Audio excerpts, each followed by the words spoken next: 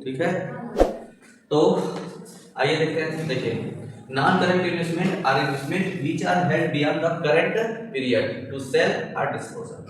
Fix deposit for fix year, जैसे कि fix deposit आपने कितने दिन के लिए कर दिया, 5 वर्ष। जैसा मैंने बताया, देखिए करंट 1 वर्ष का माना जाता है, तो जब 1 वर्ष से ज़्यादा के लिए हो तो उसे क्या कहते हैं, ठीक है, उसे कहते हैं नॉन करेंट, है ना। ये 5 साल के लिए हो सकता है, 10 साल के लिए हो सकता है। नेक्स्ट है करेंट इन्वेस्टमेंट। अब इसी का समझिए कि जो है अभी मैंने आपको बताया कि जो 1 साल से ज़्यादा के लिए हो क्या होगा, करेंट। नॉन करेंट तो करेंट कितने के लिए होगा, 1 वर्ष के लिए होगा आमतौर पे, यानी कि जो 1 वर्ष में जो है कैश में कन्वर्ट हो जाए। जैसे अभी मान लीजिए आपके पास पैसे तो हैं, लेकिन उस पैसे का 1 साल तक इन्वेस्टमेंट करने का कोई आइडिया नहीं है, या जो आपके पास आइडिया है वो 1 साल बाद उसे अप्लाई करना चाहते हैं, तो उस कंडीशन में अपने पास पैसे रखेंगे नहीं, तो आपने बैंक में क्या कर दिया, डिपॉजिट कर दिया, या 1 साल के लिए किसी दूसरी कंपनी के शेयर्स में पैसे लगा दिए। ठीक, तो उसे हम क्या कहेंगे, करेंट इन्वेस्टमेंट। लिखा है current investment are investment that are by their nature readily realize and are intended to the held for not more than 1 year, यानी कि वो इन्वेस्टमेंट करंट इन्वेस्टमेंट कहा जाता है जिसका नेचर ये होता है कि वो 1 वर्ष के अंदर रियलाइज हो जाएगा। ये रियलाइज होने मतलब वसूल हो जाएगा, यानी आप बेच दोगे उसे। ठीक है, विच इन्वेस्टमेंट इज मेड, जैसे 11 महीने के लिए आपने कमर्शियल पेपर ले लिया तो उसे क्या कहेंगे, नॉन करेंट इन्वेस्टमेंट। नेक्स्ट है बच्चों डेब्टर्स। ठीक है, डेब्टर शब्द से क्या बना है, डेबिट बना है। डेब्टर की स्पेलिंग क्या है, ये डी और ये आर मिला करके बनता है डी आर। ठीक है, आप लोग पढ़ते हो डेबिट, डेबिट लेकिन लिखते हो क्या, डी आर, है ना। तो ये डी आर और सी आर जो बना हुआ है वो डेब्टर और क्रेडिटर से बना है। जो जनरल एंट्री करते हैं आप उस समय डेबिट क्रेडिट लिखते हैं, वही बोलते हैं। डी आर की उत्पत्ति कैसे होती है, यानी कि डेब्टर्स की उत्पत्ति कैसे होती है, जब हम किसी अपने कस्टमर्स को उधार बेचते हैं, क्या बेचते हैं, उधार। ठीक है, अपने गुड्स या सर्विस को क्रेडिट पे सेल करते हैं, तो वह व्यक्ति जब तक हमें पेमेंट नहीं करता है तब तक हमारे लिए डेब्टर्स कहा जाता है। डेब्टर्स को हिंदी में क्या कहते हैं, देनदार। हिंदी में इसको कहते हैं देनदार, यानी जो हमें देगा, पैसे देगा, है ना, क्योंकि हमने अपनी सर्विस या अपना गुड्स उसे दे दिया। ठीक है, ये एसेट माना जाता है। और किस तरह का एसेट माना जाता है, तो करेंट एसेट माना जाता है। ये कौन सा एसेट माना जाएगा, करेंट एसेट्स। ठीक है, ये करेंट एसेट। क्यों करेंट एसेट माना जाएगा, आप माल बेचते हो तो क्या 5-7 साल के लिए उधार दोगे क्या किसी को, अरे मैक्सिमम जो पीरियड होगा वो 1 ईयर, एक अकाउंटिंग ईयर के लिए आप उधार दे सकते हो, तो 1 वर्ष के अंदर वो पैसा वसूल हो जाएगा, इसलिए वो क्या है, करेंट एसेट माना जाएगा। ठीक है बच्चों, आया समझ में, आइए पढ़िए क्या लिखा है, the sum total of aggregate of the amount which customer owe to the business for purchasing goods on credit. ठीक है ना, यानी कि उन कस्टमर्स को जो हमसे क्या किया है, उन्होंने उधार परचेज किया है, उन सभी का योग सम क्या कहा जाता है, डेब्टर्स कहा जाता है। लिखा है in respect of other contractual obligation is known as sundry debtors. इसको सन्ड्री डेब्टर्स भी कहते हैं, ट्रेड डेब्टर्स भी कहते हैं। ट्रेड रिसीवेबल, बुक डेब्ट या डेब्टर्स, कितने नाम से इसे जाना जाता है, कितने नाम से जाना जाता है, sundry debtors, trade debtors, trade receivable, book डेब्ट, या सिंपल क्या कहा जाता है, डेब्टर्स कहा जाता है। In other word debtors are those person whom a business has to recover money on account of goods sold or service rendered on credit। कह रहा है कि जो है दूसरे शब्दों में डेब्टर्स वह व्यक्ति होता है जिसे हम अपने बिजनेस के लिए उससे पैसे रिकवर करने होते हैं। क्यों रिकवर करने होते हैं, क्योंकि हमने उधार उसको बेचा। ठीक है, समझ में आया। दिस डेब्टर में भी अगेन भी क्लासिफाई एज अंडर करा, इसको क्लासिफाई किया गया किसमें, गुड डेब्ट। गुड डेब्ट किसे कहेंगे, गुड किसे कहते हैं, जब काम अच्छा हो। अब आपने किसी को उधार बेचा तो अच्छा कब होगा, वो जब वो टाइम से पेमेंट करते तब वो अच्छा माना जाएगा, है ना। तो कहेंगे वेरी गुड, बहुत अच्छे, फिर से आइएगा, स्वागत है ना, फिर से जो है सेवा का अवसर दीजिएगा। तो उसे हम क्या कहेंगे, गुड डेब्ट, यानी कि द डेब्ट which are sure to be realised, यानी जिससे एकदम श्योरिटी होती है कि पैसा रियलाइज हो जाएगा। उसके बाद क्या होता है, डाउटफुल डेब्ट, है ना, डाउटफुल है, संदिग्ध है, है ना, इसे क्या कहेंगे, संदिग्ध। डाउटफुल मतलब क्या होता है, संदिग्ध। पैसा दे भी सकता है और नहीं भी दे सकता है। मान लो उधार तो भेज दिया, आया हमसे कहा कि जो है बहुत जरूरी है दे दीजिए, हमने उधार भेज दिया उसे। अब उसके घर जा रहे हैं तो वो अपने बच्चों से कहवा दे रहा है कि जाके कह दो पापा घर पे नहीं है। अब बच्चे क्या कह रहे, पापा ने कहा है कि घर पे नहीं है, ठीक। तो एक संदेह उत्पन्न हो रहा है कि ये ऐसे क्यों कहलवा रहा है, इसका विचार ऐसा तो नहीं है कि ये पैसा नहीं देगा। तो इसे हम क्या कहते हैं, डाउटफुल डेब्ट, यानी कि money not be realise are called doubtful डेब्ट। फिर होता है बैड डेब्ट, ये तो पक्का श्योर हो चुका है कि ये पैसा नहीं देगा। गए आप उसके घर पैसा मांगने के लिए और लाठी लेके दौड़ा लिया, कहा तुम कौन हो, हम तो तुम्हें जानते ही नहीं। तो आप व्यापार करोगे कि उससे लड़ाई करोगे, है ना। तो अब एकदम श्योर हो चुका है। या मान लो जिसको आपने बेचा था वो भगवान को प्यारा हो गया, है ना, तो आप यमराज के वहां से उससे पैसा वसूल ले जाओगे नहीं। या फिर मान लो वो जो है भारत में आप उसको बेचे, भाग गया नेपाल, किसी दूसरे देश में चला गया, खोजबीन कर रहे हो, पता ही नहीं चल रहा है कहाँ गया। तो अब ऐसे व्यक्ति से पैसा वसूल करना संभव नहीं है। तो कैन नॉट बी रियलाइज, यानी इसे रियलाइज नहीं किया जा सकता है, ठीक है। तब इसे हम क्या कहेंगे, बैड डेब्ट्स। तो तीन बातें हुई, गुड डेब्ट्स, डाउटफुल डेब्ट और बैड डेब्ट्स।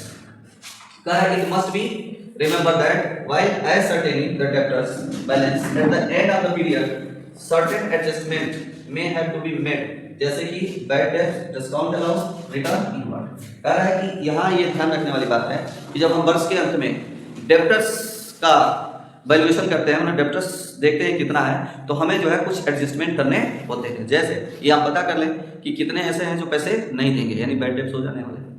क्यों, तो उनको हमें क्या करना चाहिए, माइनस कर देना चाहिए। हम ये मान के थोड़ी चलेंगे कि हमको पैसा मिलेगा। उसके बाद कुछ ऐसे हो सकते हैं जिनसे पैसा निकलवाने के लिए लालच देना पड़ेगा, है ना, कहना पड़ेगा कि भैया अगर तुम 30 तारीख तक पेमेंट कर दोगे तो हम तुम्हें 2% का क्या दे देंगे, डिस्काउंट दे देंगे। तो आप डिस्काउंट दोगे तो आपको नुकसान होगा, सीधी सी बात है। तो उसके लिए भी प्रोविजन करना आवश्यक होता है, ठीक है।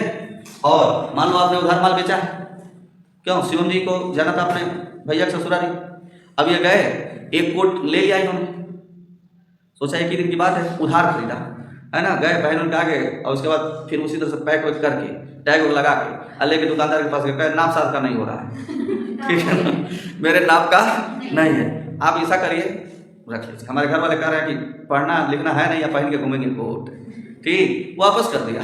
तो इसको क्या बोलेंगे, रिटर्न इनवर्ड, रिटर्न इनवर्ड। हम लोग जब विद्यार्थी थे तो मान लो विद्यार्थी भी तो कभी कभी पार्टी में जाते हैं, जब जैसे आप लोग जाते हो, तो हम लोग मान लो हॉस्टल में रहते थे, तो फिर क्या करते थे, सेंट नहीं खरीदे होते थे, सेंट नहीं खरीदे होते थे, दुकान पे जा करके, अब आजकल दुकानदार भी उसे आते हैं, हाथ पे नहीं छिड़कते थे, वो ढक्कन में करते हैं, सब ढक्कन में छिड़का के महका। हम लोग क्या करते थे, मान लो 5-7 लोग एक साथ गए, फिर सेंट दिखाओ, बारी बारी हाथ में ले होकर इधर उधर करके, जब दुकानदार इधर उधर देखना शुरू किया, छिड़क उड़क लिए, उसके बाद कहा बहुत महंगा नहीं लेंगे, चले जाते, खरीदते नहीं थे, हो गया उस दिन का काम खत्म।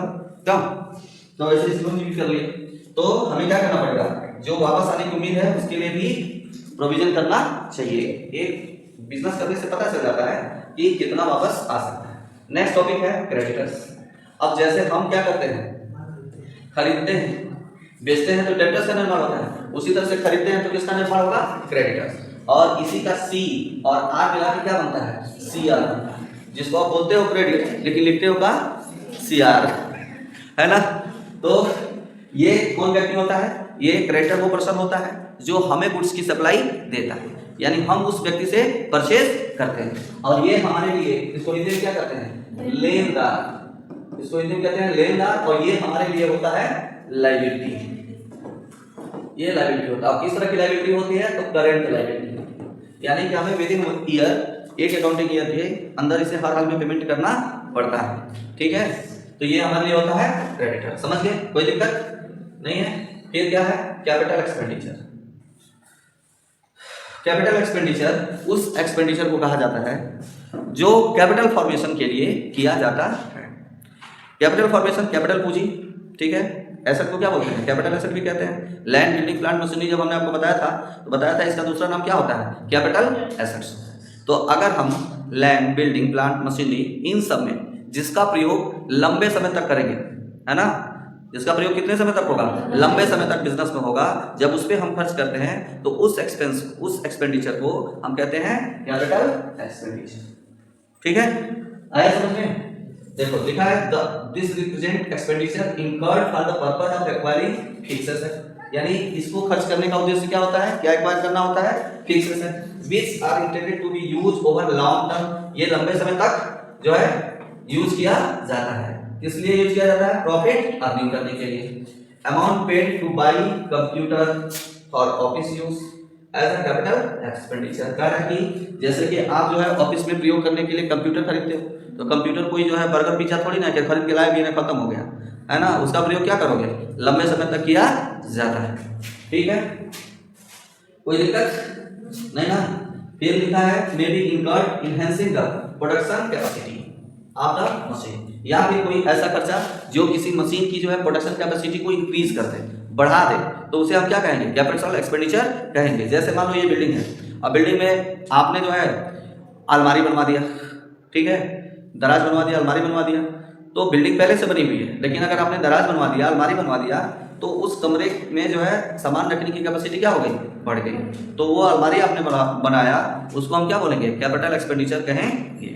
तो कैपिटल एक्सपेंडिचर की मुख्य विशेषता क्या हो गई कि ऐसा एक्सपेंडिचर जो लंबे समय तक के लिए किया जाता है। ऐसा करने से जो है बिजनेस के ऊपर या तो कोई ऑब्लिगेशन आता है, अगर मान लो आपने उधार किया तो लायबिलिटी बनेगी कि नहीं बनेगी, लायबिलिटी बनेगी, और इसका यूज लंबे समय तक किया जाता है। कैपिटल एक्सपेंडिचर करने से जो है कंपनी की जो है प्रोडक्शन कैपेसिटी बढ़ती है, अगर ट्रेडिंग संस्था है तो उसकी अर्निंग कैपेसिटी बढ़ती है। बात समझ में आया, समझ गए, आगे बढ़े। अगला है रेवेन्यू एक्सपेंडिचर, जो डे टू डे जो है बिजनेस में खर्च किए जाते हैं, यानी हम ये कहें कि जो हमने कैपिटल एक्सपेंडिचर किया था या जो हमने अर्निंग कैपेसिटी इंक्रीज की थी। अर्निंग कैपेसिटी इंक्रीज कैसे होती है, कैपिटल एक्सपेंडिचर से। अब उस अर्निंग कैपेसिटी को मेंटेन करने के लिए, उसको बनाए रखने के लिए जो खर्चे किए जाते हैं उन्हें हम रेवेन्यू एक्सपेंडिचर कहते हैं। फॉर एग्जाम्पल आपने बिल्डिंग बनवा दिया, ठीक, तो बिल्डिंग बनवाया तो ये कैपिटल एक्सपेंडिचर है। अब बिल्डिंग एक बार बन गया तो जिंदगी भर वैसे ही थोड़ी रहेगा, हर साल उसे क्या करना पड़ेगा, मेंटेनेंस करना पड़ेगा, रंगाई पुताई करना पड़ेगा, कोई जो है उस पर नाक साफ करके पूछ देगा तो फिर रंगवाना पड़ेगा साफ करने के लिए। तो ये बिल्डिंग की कैपेसिटी को क्या करना है, बनाए रखना है। उसी तरह से मशीनरी है, मशीनरी में जो है आप समय समय पे अगर उसकी सर्विसिंग नहीं कराओगे तो मशीनरी क्या हो जाएगा, खराब हो जाएगा। तो उस कैपिटल एक्सपेंडिचर की जो अर्निंग कैपेसिटी है उसको मेंटेन रखने के लिए जो एक्सपेंस किए जाते हैं उसे हम रेवेन्यू एक्सपेंडिचर कहते हैं। और ये the represent expenditure incurred earn revenue of the current period. The benefit of revenue expenditure expenses get executed in the year for the incurrence, that is repair, insurance, salary and wages to employees, travels etc. इन पे जो खर्च किया जाता है। कारण revenue expenditure का जो result होता है वो होता है रिडक्शन इन प्रॉफिट और सरप्लस। कारण क्या है कि इसे खर्चे के रूप में रखा जाता है, तो जब खर्चे के रूप में आप रखोगे तो किसके अगेंस्ट चार्ज करोगे, प्रॉफिट के अगेंस्ट चार्ज करोगे। जब आपके पास सरप्लस आ रहा है उसके अगेंस्ट चार्ज करोगे, तो ये हमारे प्रॉफिट को कम करता है। समझ में आ गया। अच्छा, एक शब्द होता है केवल एक्सपेंसेस, एक शब्द आता है एक्सपेंसेस, ये है एक्सपेंडिचर और दूसरा शब्द क्या है, एक्सपेंस। अब ये दोनों का हिंदी तो एक ही होता है ना, खर्चा। दोनों का हिंदी क्या होता है, खर्चा होता है। तो एक्सपेंसेस में और एक्सपेंडिचर में क्या अंतर है। एक्सपेंसेस का मतलब भी यही होता है कि जो हमारे day to day business operation के दौरान, बिजनेस संचालन के दौरान जो हम खर्चे करते हैं उसको भी हम क्या कहते हैं, रेवेन्यू एक्सपेंडिचर कहते हैं या एक्सपेंस कहते हैं। ठीक है, लेकिन अंतर क्या है दोनों में बेसिक अंतर यह है कि जो एक्सपेंस होता है उसे कॉस्ट के रूप में ट्रीट किया जाता है। एक्सपेंस जो होगा उसे किस रूप में ट्रीट किया जाएगा, कॉस्ट के रूप में, लागत के रूप में ट्रीट किया जाता है ना। यानी कि वो आमतौर पे डायरेक्ट होता है। आमतौर पे क्या होता है, डायरेक्ट भी होता है। अब वैसे तो कॉस्ट अकाउंटिंग में जो है इसको डायरेक्ट इनडायरेक्ट में भी बांट दिया गया एक्सपेंसेस को, लेकिन आमतौर पे उसे कॉस्ट के रूप में ट्रीट किया जाता है। जैसे कॉस्ट ऑफ गुड्स सोल्ड, ठीक है, वस्तु के बेचने की लागत, ये क्या होगा, एक्सपेंस होगा। अभी मान लीजिए आपने रॉ मटेरियल खरीदा, ठीक है, क्या खरीदा, रॉ मटेरियल। तो आप रॉ मटेरियल के 10,000 रुपये पेमेंट किए, तो आप ये नहीं बोलोगे कि 10,000 का एक्सपेंडिचर हो गया, आप बोलोगे रॉ मटेरियल पे 10,000 एक्सपेंस हो गए। आप अपने दैनिक जीवन में भी कोई वस्तु खरीदते हैं, ठीक है, तो आप एक्सपेंडिचर शब्द का प्रयोग करते हैं क्या, आप एक्सपेंस शब्द का प्रयोग करते हैं। कहते हैं कि मेरे कपड़े पे 2,000 एक्सपेंस हो गए, है ना, मेकअप पे मेरा जो है 300 रुपये एक्सपेंस हो गया। नहीं, बाल कटवाने में जो है 100 रुपया एक्सपेंस हो गया। आप ये नहीं बोलते कि 100 रुपया का एक्सपेंडिचर हो गया। इस शब्द का प्रयोग जो है, एक्सपेंडिचर शब्द का प्रयोग कहाँ किया जाता है? आमतौर पे बिजनेस में प्रयोग किया जाता है। और आप एक्सपेंस क्या है, ठीक है, ये बिजनेस में भी यूज होता है और बिना बिजनेस के भी यूज किया जाता है, ठीक है। तो बच्चों, अगर कास्ट से रिलेटेड है आमतौर पे तो उसे हम एक्सपेंस कहते हैं। और जैसा मैंने डेफिनेशन आपको दिया था कि जो हमारी कैपिटल पूंजी है ना, जो कैपिटल एक्सपेंडिचर है उसको मेंटेन रखने के लिए क्या है, कौन ठीक है, ठीक है, जो हमारे कैपिटल एक्सपेंडिचर उनको मेंटेन रखने के लिए जो खर्च किया जाता है उन्हें रेवेन्यू एक्सपेंडिचर कहा जाता है। अब जैसे मान लो सपोज दैट कि आपने सैलरी दिया, ठीक है, सैलरी दिया तो ये एक्सपेंस है कि एक्सपेंडिचर है, ये बहस का विषय हो सकता है ना। उसे हम एक्सपेंडिचर कह सकते हैं, सैलरी दिया। लेकिन रॉ मटेरियल परचेज किया तो क्या उसे एक्सपेंडिचर कहेंगे? नहीं कहेंगे, ठीक है। तो ये एक माइनर अंतर है दोनों में, एक्सपेंस में और एक्सपेंडिचर में। ज्यादा वाइड इसमें कौन सा है, एक्सपेंस है कि एक्सपेंडिचर है? तो इसका उत्तर है कि एक्सपेंस जो है नैरो सेंस में प्रयोग किया जाता है और एक्सपेंडिचर को जो है ज्यादा वाइड टर्म में प्रयोग किया जाता है, यानी एक्सपेंडिचर जो है एक्सपेंस के मुकाबले ज्यादा व्यापक है। आगे बढ़ो बच्चों, फिर इसके बाद है बैलेंस शीट। आपने बैलेंस शीट बहुत बार सुना होगा, है ना, लोग कहते हैं बैलेंस शीट चेक कर लो उसका। क्यों बैलेंस शीट चेक कर ले भाई? तो बैलेंस शीट जो है किसी एक निश्चित डेट पर, ध्यान से सुनना, बैलेंस शीट जो है किसी एक निश्चित डेट पर उस बिजनेस के फाइनेंशियल पोजीशन को बताता है। वो पूरे वर्ष का नहीं बताता है, एक पर्टिकुलर डेट पर। जैसे अगर 31 मार्च को बैलेंस शीट बनाई जा रही है तो उस बिजनेस की जो आर्थिक स्थिति है 31 मार्च को केवल उसी को रिफ्लेक्ट करेगा, उससे पहले के नहीं। जैसे मान लो कि अगर किसी के पास 25 मार्च को जो है कोई एसेट खरीद के आ गया तो 31 मार्च के बैलेंस शीट में तो दिखाया जाएगा ना, क्योंकि फर्म में जो है या बिजनेस में वो एसेट आ चुकी है। जबकि उस एसेट का प्रयोग पूरे वर्ष हुआ क्या?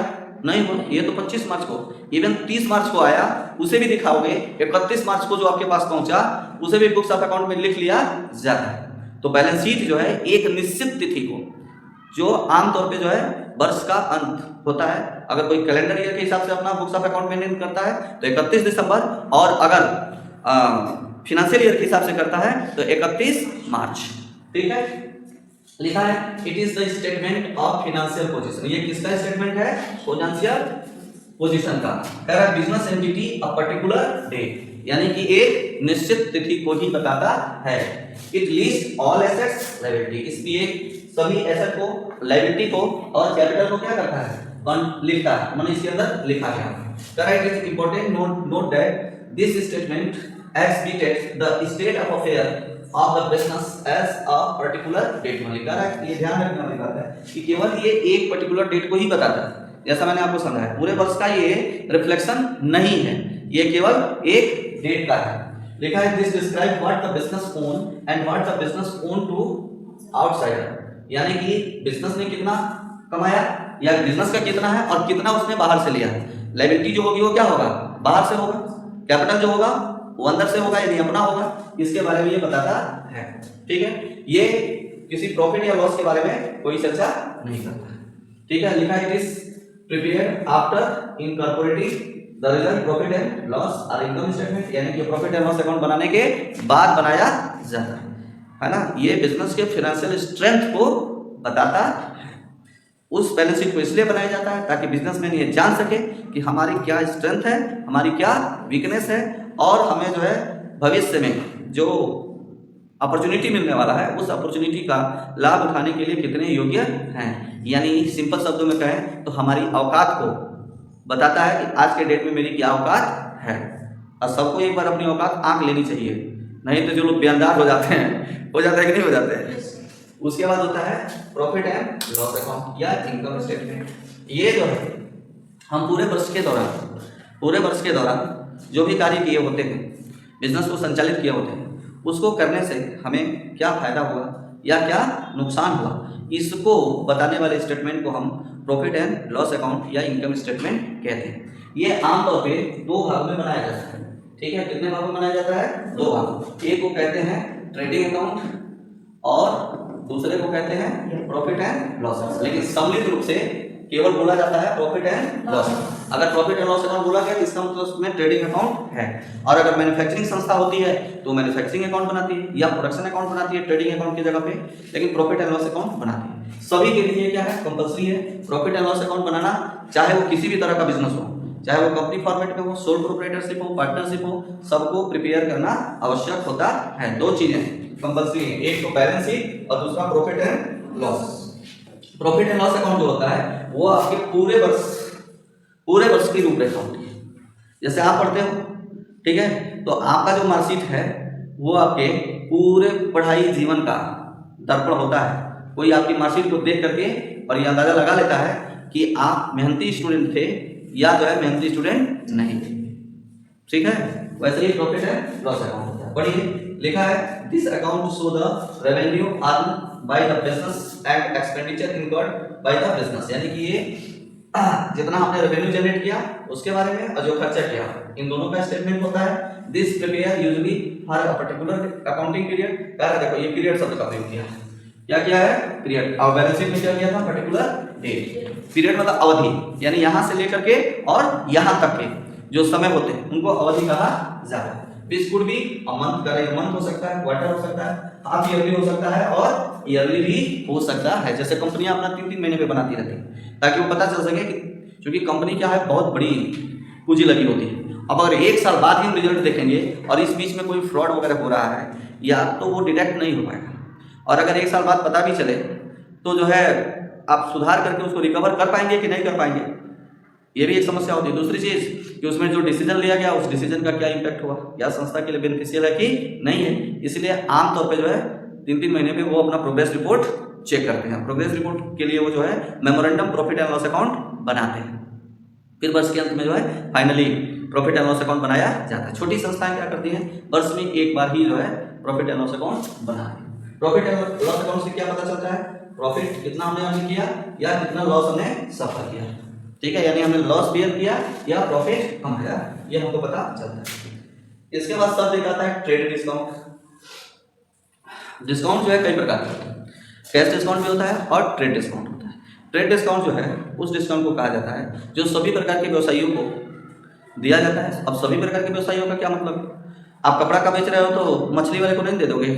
यहाँ मतलब यह है कि आप जिस वस्तु में व्यापार करते हो उस वस्तु को खरीदने वाले जितने भी व्यापारी होते हैं उन सभी व्यवसायियों को दिया जाता है, चाहे वो क्रेडिट परचेस करें या कैश परचेस करें। तो सभी प्रकार के व्यवसाय का मतलब यहाँ क्या है कि क्रेडिट परचेस करने वाला और कैश परचेस करने वाला, नगद खरीदने वाला नगद बिक्री पे भी दिया जाएगा और उधार बिक्री पे भी दिया जाता है। या दूसरे शब्दों में इसको उल्टा करके कहें तो अगर हम नकदी खरीदेंगे तब भी पाएंगे, उधार खरीदेंगे तब भी पाएंगे। तो फिर इसका पर्पस क्या होता है भाई, इस डिस्काउंट का पर्पस क्या है, बिक्री को बढ़ाना। इसका पर्पस क्या होता है, बिक्री को बढ़ाना, सेल को इंक्रीज करना, उसको हम कहते हैं ट्रेड डिस्काउंट। लिखा है this discount usually allowed by the wholesaler to retailer compute on the list price और इनवॉइस प्राइस। इसका कंप्यूटेशन किस पे किया जाता है, लिस्ट प्राइस या इनवॉइस प्राइस पे किया जाता है। ये आमतौर पर होलसेलर के द्वारा किसको दिया जाता है, रिटेलर को दिया जाता है। द लिस्ट प्राइस, अब ये एग्जांपल देके समझाया, ठीक है। लिस्ट प्राइस, कैटलॉग प्राइस या इनवॉइस प्राइस, ठीक है, इस पे दिया जा सकता है। कैटलॉग प्राइस मतलब होता है मैक्सिमम रिटेल प्राइस, एक तरह से समझिए, ठीक है, वो अधिकतम मूल्य। हम रिटेल नहीं कह सकते क्योंकि ये होलसेलर के द्वारा किसको दिया जा रहा है, रिटेलर को दिया जा रहा है, तो रिटेल तो नहीं कह सकते हैं। लेकिन कैटलॉग प्राइस का मतलब ये होता है कि दुकानदार जो है सभी के लिए जो रेट तय करता है। तो अगर मान लीजिए किसी कमोडिटी का लिस्ट या कैटलॉग प्राइस है 10,000, तो इस पे अगर वो 10% का क्या करता है, डिस्काउंट दे देता है। कौन सा डिस्काउंट, ट्रेड डिस्काउंट। तो सीधे 10,000 का 10% 1,000 होता है, यानी 9,000 रुपये क्या होगा, पेमेंट करना होगा, या 9,000 का आपको पेमेंट मिलेगा, ठीक है, क्लियर है, समझ में आ गया। अब ये चूंकि क्या है, सामान्य का मतलब ये है कि सभी को दिया जाता है, चाहे वो नगद खरीदे या उधार खरीदे। इसके लिए इसी कारण इसकी कोई एंट्री नहीं की जाती, ये हो जाता है नो एंट्री। बस म्यूजिक बजाने की जरूरत रहती है, म्यूजिक बजा दिया और होलसेलर रिटेलर को बता दिया और कहा नो एंट्री, हम इसके लिए कोई एंट्री नहीं करेंगे, है ना, आया समझ में। तो ट्रेड डिस्काउंट की मुख्य बातें क्या है कि ये जो है सेल इंक्रीज करने के लिए किया जाता है। आमतौर पे ये B2B होता है, B2B का मतलब क्या हुआ, बिजनेस टू बिजनेस होता है, यानी कि होलसेलर रिटेलर को देता है या मैन्युफैक्चरर जो है होलसेलर को या रिटेलर को देता है। इसका उद्देश्य सेल इंक्रीज करना होता है और जितना ट्रेड डिस्काउंट दिया जाता है वो लिस्ट प्राइस या कैटलॉग प्राइस पे जो है कैलकुलेट किया जाएगा और इसकी कोई जर्नल एंट्री नहीं किया जाता है। ठीक है बच्चों। अगला है कैश डिस्काउंट, है ना, कैश डिस्काउंट, लालच है, लालच है ना। कैश डिस्काउंट क्या है, लालच। ये इसका उद्देश्य होता है कैश सेल को इंप्रूव करना, यानी दुकानदार ये चाहता है कि अधिक से अधिक हमारी क्या हो, नगद बिक्री हो, या फिर अगर हमने किसी को उधार दे दिया है और वो हमें पैसे नहीं दे रहा तो उसको हमें लालच देना पड़ता है कि भैया देखो दीपावली आ गया, दीपावली पे हिसाब क्लियर करो। कहता है मेरे पास पैसे भी नहीं है, कहे देखो कहीं से प्रबंध करो, ठीक है, हम तुमको जो है 5% का डिस्काउंट दे देंगे। बात समझ में आया। तो ऐसे डिस्काउंट को क्या कहते हैं, कैश डिस्काउंट कहते हैं। ठीक है बच्चों।